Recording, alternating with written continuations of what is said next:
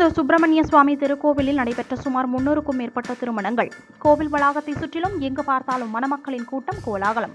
கற்குவேல் ஐயனார் கோவில் கள்ளர் வெட்டு நிகழ்ச்சி நாளை நடைபெறுகிறது. தேரி குடியிருப்பில் குவிந்த லட்சக்கணக்கான பக்தர்கள். திருச்செந்தூர் சுப்பிரமணிய சுவாமி திருக்கோவிலில் நடைபெற்ற சுமார் 300க்கும் மேற்பட்ட திருமணங்கள். கோவில் வளாகத்தை சுற்றிலும் எங்கு பார்த்தாலும் மணமக்களின் கூட்டம் கோலாகலம். முருகப்பெருமானின் அறுபடை வீடுகளில் 2ஆம் படை வீடாக விளங்கி வரும் திருச்செந்தூர் சுப்பிரமணிய சுவாமி திருக்கோவிலுக்கு வரும் பக்தர்களை எண்ணிக்கை அதிகமாகவே காணப்படுகிறது. கார்த்திகை மாதம் என்பதால் சபரிமலை சென்று வரும் பக்தர்களின் கூட்டமும் இங்கு அதிக அளவில் காணப்படுகிறது. வழக்கமான முகூர்த்த தினம் என்றாலே திருச்செந்தூர் முருகன் கோவிலில் ஏராளமான திருமணங்கள் நடைபெறும். தற்போது ஐயப்ப பக்தர்கள் கூட்டம் அதிகமாக காணப்படுவதோடு கார்த்திகை மாதத்தின் கடைசி முகூர்த்த நாளாகவும் உள்ளதால் டிசம்பர் 15ஆம் தேதி 300க்கும் மேற்பட்ட திருமணங்கள் நடைபெற்றது. இதனால் கோவில் வளாகம் கடும் நெருக்கடியோடு காணப்பட்டது. மேலும் கோவிலில் உள்ளே சென்று தாலி கட்ட முடியாதவர்கள் கோவில் வளாகத்தில் ஆங்காங்கே நின்று திருமணம் நடத்தி செல்வதை காண முடிந்தது. கோவில் வளாகமே மணமக்களாக காணப்பட்டது. இன்றைய தினம் திருச்செந்தூர் விழாக்கோலம் பூண்டது. மேலும் கோவில் வளாகம் மட்டுமல்லாது திருச்செந்தூரில் சுற்றியுள்ள ஊர்களிலும் மற்றும் திருமண மண்டபங்கள், தனியார் விடுதியிலும் அனைத்திலும் திருமணங்கள் நடைபெற்றுக் கொண்டிருந்தன. கார்த்திகை மாதம் கடைசி முகூர்த்த நாளான இன்று திருச்செந்தூர் சுப்பிரமணிய சுவாமி திருக்கோவில் முழுவதுமே மணமக்கள் மட்டுமே நிறைந்த கூட்டமாக காணப்பட்டு வந்தது.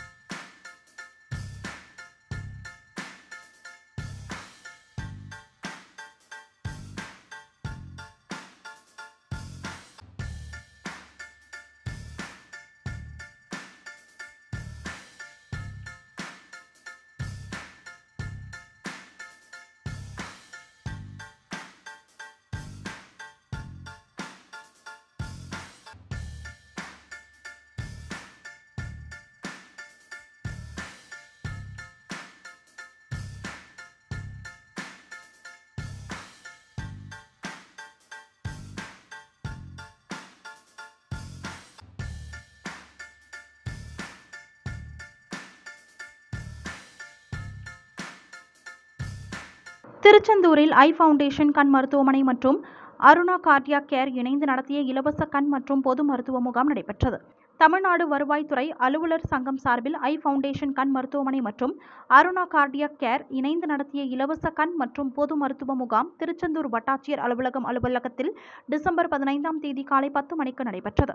இந்த முகாமினை திருச்செந்தூர் தாசில்தார் வாமனன் தொடங்கி வைத்தார். இந்த முகாமிற்கு வருவாய்த்துறை அலுவலக சங்க மாநில துணைத் தலைவர் செந்தூர் ராஜன் தலைமை தாங்கினார். மேலும் இந்த முகாமில் இலவசமாக பிரஷர், சுகர், இசிஜி மற்றும் பார்வை குறைபாடு உள்ளவர்கள், சர்க்கரை நோய் உள்ளவர்கள் இதில் பயன்பெற்றனர்.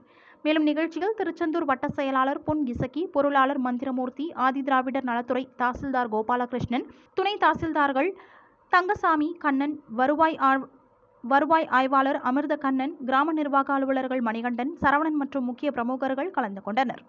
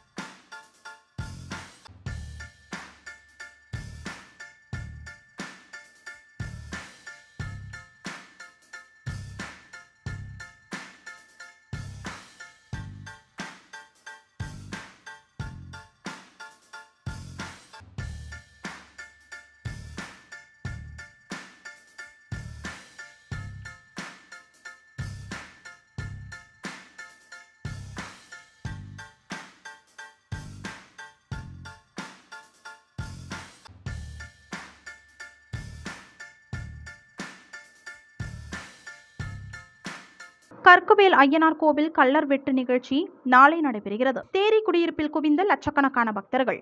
திருச்செந்தூர் வட்டம் தேரி குடியிருப்பு குதிரைமொழி தேரியில் உள்ள கற்குவேல் ஐயனார் கோவிலில் கள்ளர் வெட்டு நிகழ்ச்சி நாளை நடைபெறுகிறது. விழா நாட்களில் தினமும் சிறப்பு அபிஷேகம், அலங்கார பூஜைகள், மாலையில் வில்லிசை நடைபெற்றது. டிசம்பர் 16ஆம் தேதி காலை 6 மணிக்கு 108 பால்குடம் ஊர்வலம், காலை 9 மணிக்கு தாமிரபரணி தீர்த்தம் வெள்ளிக்குடத்தில் எடுத்து வந்து ஊர் எல்லையில் இருந்து யானை மீது வைத்து வானவேடிக்கை மேளதாளத்துடன் ஊர்வலமாக எடுத்து வரப்படும்.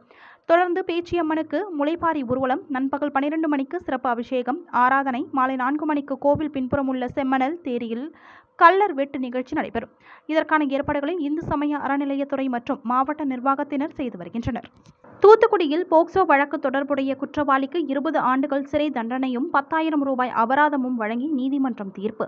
தூத்துக்குடி மாவட்டம் புதுக்கோட்டை பகுதியில் கடந்த 2019ஆம் ஆண்டு 16 வயது சிறுமியை பாலியல் வன்முறை செய்த வழக்கில் தூத்துக்குடி மாவட்டம் முடிவைத்தானேந்தல் மையவாடி தெருவை சேர்ந்த ராஜு என்பவரை புதுக்கோட்டை அனைத்து மகளிர் காவல் நிலைய காவல்துறையினர் போக்சோ சட்டத்தின் கீழ் வழக்கு பதிவு செய்து கைது செய்தனர். இந்த வழக்கை அப்போதைய புதுக்கோட்டை அனைத்து மகளிர் காவல் நிலைய ஆய்வாளர் விமலா புலன் விசாரணை செய்து கடந்த 2020ஆம் ஆண்டு ஜூன் 18ஆம் தேதியன்று குற்றப்பத்திரிகை தாக்கல் செய்தார். இந்த வழக்கின் விசாரணை தூத்துக்குடி போக்சோ சிறப்பு நீதிமன்றத்தில் நடைபெற்று வந்த நிலையில் இந்த வழக்கை விசாரித்த நீதிபதி சுவாமிநாதன் டிசம்பர் 14ஆம் தேதி குற்றவாளியான ராஜு என்பவருக்கு 20 ஆண்டுகள் சிறை தண்டனை மற்றும் ரூபாய் 10,000 அபராதமும் விதித்து தீர்ப்பு வழங்கினார்.